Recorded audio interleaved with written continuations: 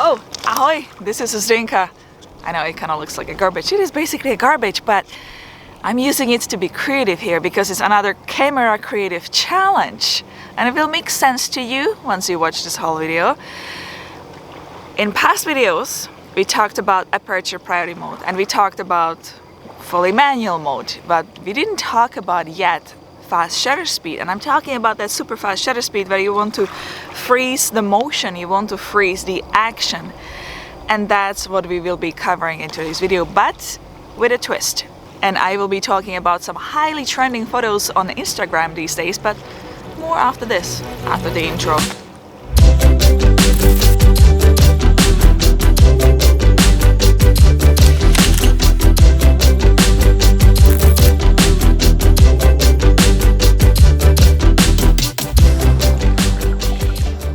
And for the new faces, my name is Zdenka Darula. I have been making photo and video tutorials here, tech reviews and creative camera challenges. So if that is something you're interested in, you might consider hitting the subscribe button. But first of all, how did the reflections go? Well, let's look at some submissions from last month in random order. First one here is from Miklos. The name is over there. Great reflection of city Jindřichův Hradec in Czech Republic. I especially like the colors, I gotta say. White balance is nailed. White is white, blue is blue, green is green. Really nice shot. Photo here is from Scott Moore. I love the composition. It's interesting shot and I love the fact it is black and white because the pattern is really standing out. Photo number 3 is here and it's from Diane Burns. You're looking at foggy morning shot in Esperance, Western Australia. I like the overall calm feel coming out of the shot. Photo number 4 is here. I think it's from Paulo Rocha. It's a stunning place in Ireland. When you see a reflection of a place like that, you just have to take it. Osvaldo Kitcher is showing photo number 5 and it's a night reflection of an old city in Malta. Another photo here is from Kirk Schwartz, I believe. It's a city reflection of a man walking on the street. This photo is nicely timed. Photo number 7 is a nice woman's reflection. And the last photo here is from Paulo Rocha. And it is just a nice, creative, cool shot. It's a glass bowl reflection of a person on the beach. Thank you so much for participating. All the links to contributors are listed in the video description below.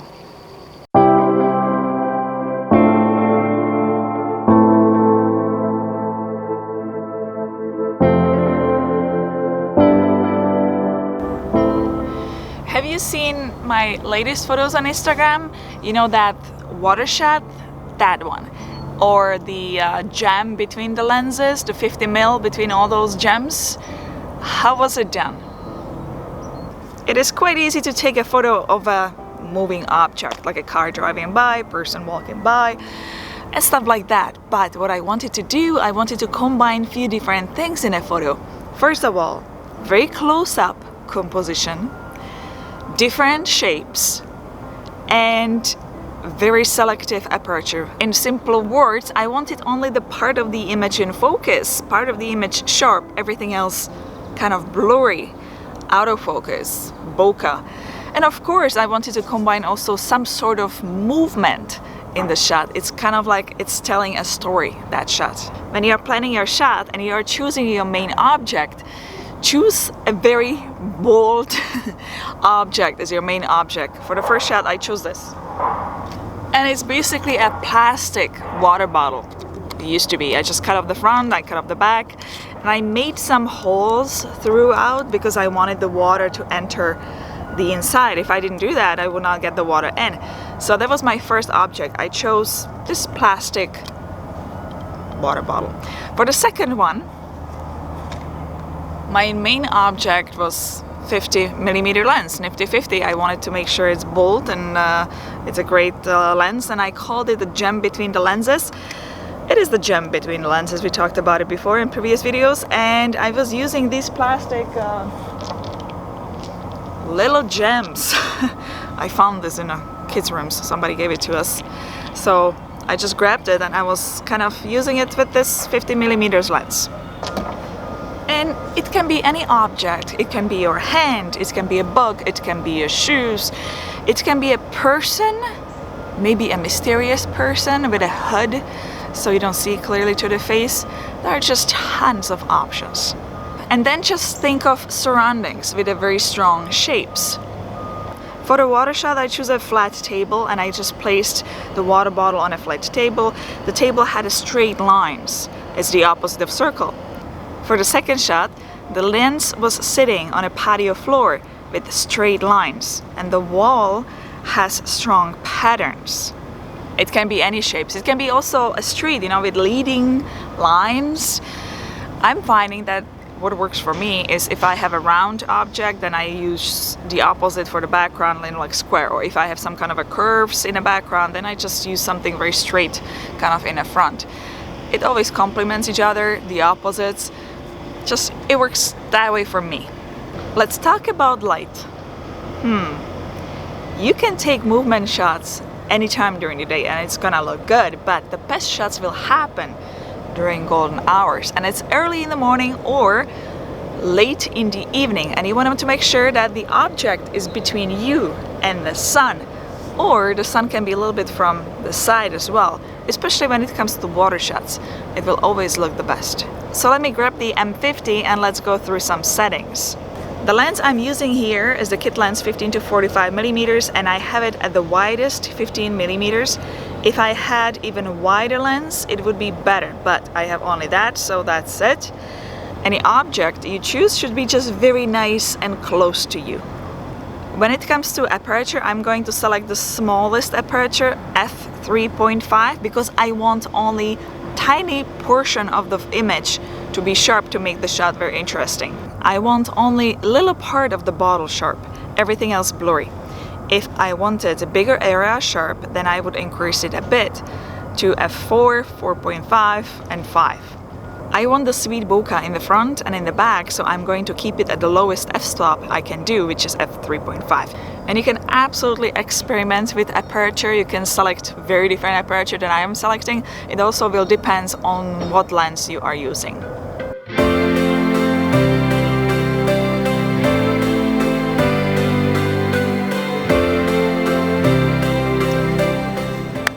Cut to a different time of the day. I know, the first part of the video was filmed early in the morning during sunrise. What really happened, I simply didn't have enough time to finish the whole video, so the same day, different location, different time, it's about 6 p.m. I skipped the whole day and I'm finishing it now. So, where are we supposed to talk about now? What are we supposed to talk about? Yeah, focus. And because it is such a fast movement, you know, water running, I had the camera sitting on table on one spot and I decided to go with manual focus. Very simply because if I would use autofocus, I would be worried that it would be just focusing all over the place, and I wanted very specific area sharp and everything else blurry. So I went to the menu and I turned on the focus peaking. Focus peaking is that whatever you are focusing on will turn red.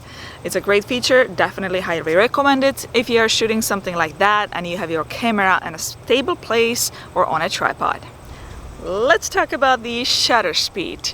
For movement like that, you want to use very fast shutter speed. And when I started, I had it set at 1/200th of a second, which is obviously very slow. The water was blurry and the gems were just kind of blurry around the lens. So I decided to boost it up. I went all the way up to 1/1250th of a second, and that's where I was happy. I always suggest to take a test shot, look at the movement. If it's sharp enough, great. If it's not sharp enough, just go up. This camera can handle that. This camera can shoot very fast. Last thing you have to set up is the ISO. Now, if you want the images kind of moody, kind of dark, then keep the ISO pretty low. If you feel it's too low though, then just bring it up a little bit. You can do that outdoors, no problem. And because it is a continuous movement, so to get the better chance of capturing that shot, I decided to go from one shot to continuous. This is how you set it up.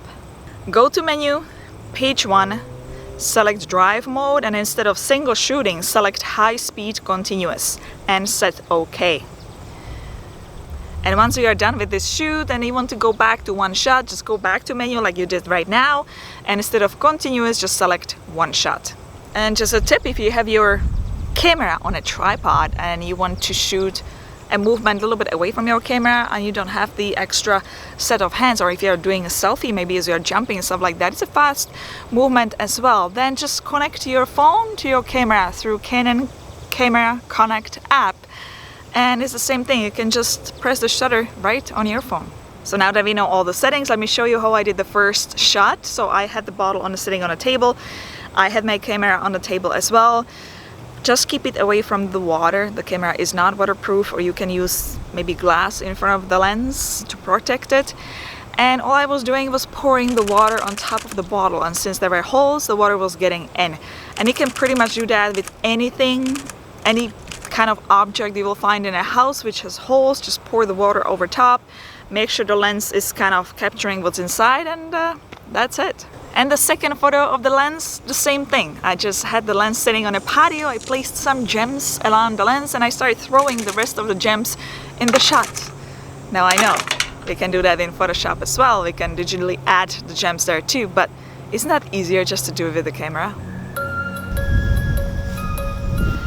So that's it. That's how it's done. When it comes to movement, don't limit yourself to only liquids like water. There is smoke, there is steam, there is soil, there is dust, there is ground, there's little objects like confetti. You can throw anything, just don't throw the camera. There's literally everything you can throw. There's hair movement, you know, in the shots when person is jumping around. Just make it very close and personal, just very up close. Use the wide lens, wide aperture, to make sure you have that part of the object sharp and everything else blurry. I'm being kicked out of that place. Somebody came there with a bicycle and sat right in my shot. And being me, I'm scared to ask him to leave, so I don't want to get in trouble. Oshawa can be really rough, so I moved. The challenge for this month, my dear friends, is to show movements in your shots and also precise aperture, precise sharpness, some bokeh, and that will be fantastic. You can upload the photos to ZD Creative Camera Challenge Facebook group. The link is in the video description below. Or also you can upload them to your Instagram account and use hashtag ZDChallenge8. 8 already. I'm so looking forward to seeing your submissions. You have all the way until September 20th, 2019. Some of the most interesting photos will be featured in the next Creative Camera Challenge video. And if you liked this video, give it a thumbs up, subscribe to all future videos like these. If you have any questions, comments, or simply want to say hello, and I will say hello back, you can do so in a comment section below. And I will see everyone in the next video. Ciao. Ahoy.